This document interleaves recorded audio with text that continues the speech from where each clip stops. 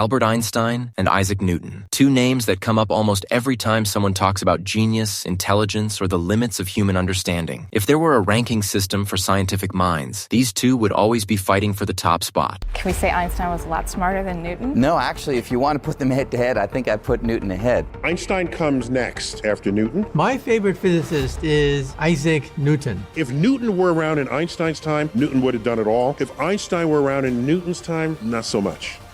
What makes this debate especially interesting is that Albert Einstein himself believed that Newton was the greater genius, which feels strange at first. After all, Einstein is the one who exposed the limitations of Newton's most famous ideas. He showed that Newton's explanation of gravity was incomplete. He redefined space, time, and motion. He literally changed how we understand reality. So why would the man who corrected Newton still place him above himself? To answer that, we need to understand what Newton actually said about gravity and why Einstein fundamentally disagreed with it. Let's start with a simple everyday observation. You hold a ball in your hand and then let go. The ball falls to the ground. According to Newton, this happens because gravity is a force. The earth and the ball attract each other, and this force pulls the ball downward. This explanation is intuitive, mathematically precise, and extremely effective. It works so well that it allowed scientists to predict planetary motion, design machines, and understand motion on Earth for more than 2 centuries. But Einstein looked at the same falling ball and said something completely unexpected. He said that gravity is not a force at all. According to Einstein, the ball is not being pulled downward. In fact, the ball is doing exactly what it would do if gravity didn't exist. It is moving naturally through spacetime. What we interpret as falling is actually the result of spacetime itself being curved by Earth's mass. This is not just a change in explanation. It is a change in perspective so deep that it challenges how we define motion, force, and even reality itself. Now consider another simple situation. Place a ball on a table. Newton would say that the ball is at rest. No net force is acting on it. It is simply maintaining its state, which is what inertia means. Einstein, however, would say something very different. According to him, the ball is not in a natural state at all. It is being prevented from moving along its natural path through spacetime. The table is constantly pushing the ball upward, forcing it to accelerate. So in Einstein's view, when you hold a ball, forces are acting on it. When the ball is falling freely, no force is acting on it. When the ball is resting on a table, forces are acting on it again. This seems contradictory at first, but it comes from redefining what natural motion really means. To understand why Einstein thought this way, we need to go back to the foundations of physics before Newton. At the time Newton entered Cambridge University, physics was still dominated by Aristotle's ideas. Aristotle believed that objects naturally tend toward rest. According to him, heavier objects fall faster, and continuous motion requires continuous force. Newton could not accept this, partly because Galileo had already shown through experiments that objects of different masses fall at the same rate, and partly because Newton believed that nature should follow consistent mathematical principles. Newton respected Aristotle as a philosopher, but he was willing to discard centuries of accepted belief when evidence and logic demanded it. This willingness to prioritize truth over tradition was one of Newton's greatest strengths. Newton's breakthrough came when he connected motion on Earth with motion in the heavens. He asked a revolutionary question: is the same cause that makes an apple fall also responsible for keeping the moon in orbit around Earth? At the time, people knew how planets moved thanks to Kepler's laws, but no one knew why they moved that way. Newton realized that if gravity weakens with distance in a precise mathematical way, then the moon could be constantly falling toward Earth without ever crashing into it. To prove this, Newton needed new mathematics, so he created calculus. With calculus, Newton was able to describe change itself, changing position, changing velocity, changing acceleration. This allowed him to unify falling apples, orbiting moons, and planetary motion under a single universal law of gravity. This achievement alone would have secured Newton's place in history. For over 200 years, Newton's laws worked almost perfectly. Engineers, astronomers, and physicists relied on them with complete confidence. But then, a problem appeared. The planet Mercury did not behave exactly as Newton's equations predicted. Its orbit shifted slightly over time, by a small but measurable amount. Scientists tried to explain this by proposing an unseen planet, but no such planet was ever found. This was the first sign that Newton's theory, while extraordinarily powerful, might not be complete. At the same time, another conflict was emerging in physics. Newton's mechanics said that speeds should add together. If you move toward a light source, you should measure light as moving faster. But Maxwell's equations predicted that the speed of light is constant, regardless of the observer's motion. The Michelson-Morley experiment confirmed this prediction. There was no hidden medium, no ether, and no variation in light speed. This result directly contradicted Newtonian physics. Something fundamental had to change. This is where Einstein enters the the story. Instead of modifying Newton's laws slightly, Einstein questioned their underlying assumptions. He proposed that space and time are not separate entities, but part of a single structure called spacetime. In this framework, gravity is not a force acting at a distance. It is the result of mass-bending spacetime, and objects simply following the straightest possible paths within that curved geometry. Newton's theory was not wrong. It was an approximation. It works extremely well when gravity is weak and speeds are small. Einstein's theory goes deeper, revealing what gravity truly is, and this is precisely why Einstein admired Newton so deeply. Newton built the foundation. Einstein expanded it. Without Newton, Einstein's work would not have been possible, and that is why, even after correcting Newton, Einstein still considered him the greatest scientific genius in history. And yes, your understanding of gravity is about to be ruined forever. That'll cost you one subscribe.